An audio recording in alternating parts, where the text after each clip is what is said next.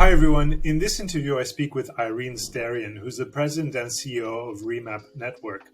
We spoke about the opportunities for Canada's high-tech manufacturing sector, especially in the post-COVID recovery, how to secure our domestic production capacity, and what she thinks has to be done to increase the participation of women in Canada's manufacturing sector. Irene's an engineer, so her thoughts are super structured, and so I hope you enjoy this one as much as I did.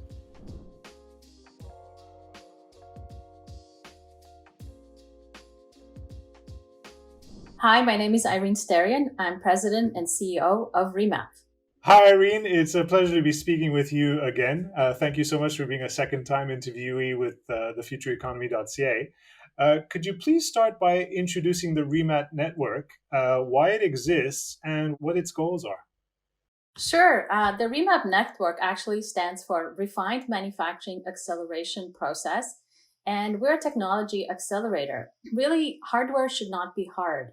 And we try to integrate hardware, software, and AI into new products and processes. And that includes product design, so digital product design and digital products that involve both hardware, software, and AI in them, as well as digital manufacturing processes, which really means connecting sensors and data between machines. That's really what we want to leverage in Canada because there is a global economy and other countries are leveraging these technologies. Now, obviously, we want to be as competitive as possible. If you looked at Canada and its manufacturing sector right now, how would you describe its current position? And what would you say are the importance and opportunities that the sector represents, especially now that everybody is looking at the post COVID building back better context? Well, I think the manufacturing sector is in a precarious position in that it does contribute right now to almost 10% of Canada's GDP. However, it has been declining over the last several years. And really, I find manufacturing is very important to our future growth and our future jobs because manufacturing has a spillover effect in jobs. For example, one advanced manufacturing job creates three secondary jobs around installation, service, or maintenance. And then Rockwell Automation did a study that said that one automotive manufacturing job creates a spin-off effect of 8 jobs. And then an electronics manufacturing job creates a spillover effect of 16 secondary jobs. So there's a lot of technology dependent jobs that are good jobs around manufacturing, not just the manufacturing process per se, around the product design and the secondary installation of those products and maintenance and service of those products.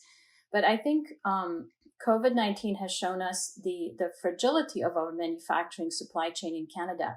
And we did have discontinuities. For example, we couldn't find a lab to test blood testing. We couldn't find parts to design our own ventilators. And we couldn't find antimicrobial materials in geography. We had to export them from other places. And we're still experiencing this part shortage globally. So I think what we need to do in Canadian context is to build manufacturing capacity back up in Canada and increase the 10% GDP to a higher number. Now, you spoke about advanced manufacturing, and we hear about smart manufacturing. How would you define that, and why do you think tech adoption is so critical to the future of our manufacturing industry? And secondary to that, where do you think we stand today in terms of digitally transforming our manufacturing sector? That's a really good question. So smart manufacturing to me is the optimization of existing assets and the investment in transformative technologies to improve products and processes. So that means when do I need to automate? Or where do I need to collect the data? Or when do I need to prototype digitally versus physically? But I think the biggest problem with small, medium enterprise companies in Canada is their technology adoption. So we're very good in Canada at technology generation and generating research development in academia and colleges, university, polytechnics, but that technology adoption falls short. And it's really how do we get SMEs to take that leap and to start doing technology adoption. And what we try to do is design a blueprint for them to see where they have gaps and where they need to do this technology adoption, because it's not one size fits all. there's a different answer for different companies. And we've done this for over 450 different SMEs. And I would say the blueprint is different for each one of them. One of the other things is that manufacturers want to adopt technology because they just can't find talent. And the average age right now for a welder is 55. And companies that need to do welding just can't find the skill set.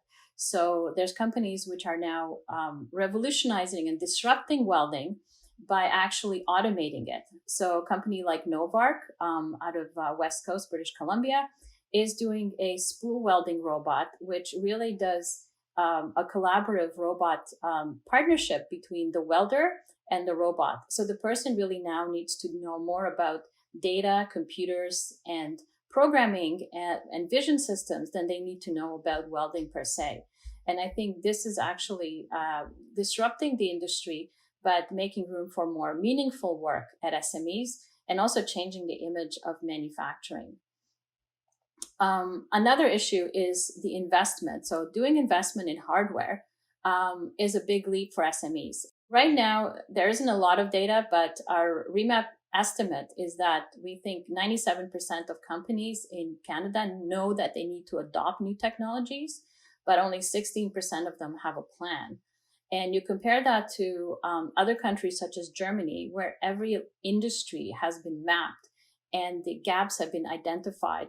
And then there's now proactive plans to increase technology adoption and digitization, especially Industry 4.0 adoption in Germany. And I feel that we need to catch up to that in terms of even just being aware that we're behind. Well, yeah, awareness is the first step, but yeah, let's speak about the how. What do you think needs to be done now then, and by who, in terms of increasing the adoption of cutting edge technology among Canadian manufacturing SMEs or businesses of all sizes? Can you identify any supports or any programs that you think are needed to drive that?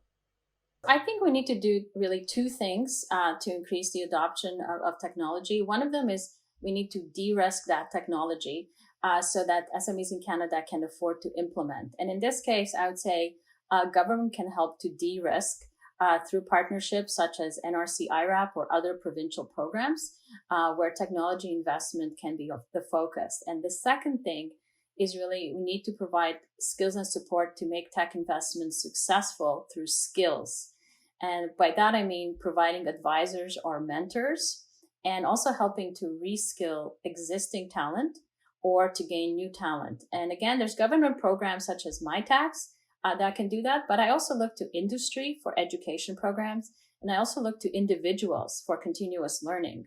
I'm always learning and looking at what are the trends in the industry and how to keep my job relevant because I see that technology is changing at an exponential rate, but the rate of us adopting it is linear. The pandemic really highlighted the fragility of Canada's supply chains. And obviously, when we're speaking about manufacturing, that's super important.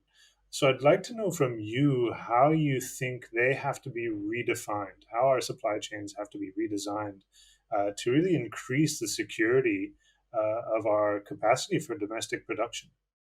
Yes, I think COVID-19 has definitely exposed our gaps in our manufacturing supply chains. And one of the areas is that we're very good at prototype development, but not necessarily volume manufacturing and export out of Canada. So I think we really need to focus on that volume manufacturing supply chain. And I can think of 4 actions, 2 of them short term, 2 of them long term, on what we can do to make our supply chains more resilient. And the first 2 really is around other supply chains. So first of all, diversifying our supply chains in terms of geographic diversity as well as industry diversity. So for example, a nuclear lab might be able to do blood testing for COVID. The second thing is the sourcing of multiple suppliers, not single sourcing anymore, but dual and in some cases even triple sourcing of existing parts around the world. Then longer term things are really to go back home and back to Canadian supply chains. So third would be creating new domestic suppliers versus relying on suppliers outside of Canada. And that might take some time in terms of regulatory standards and qualification and certification of those new standards for the suppliers.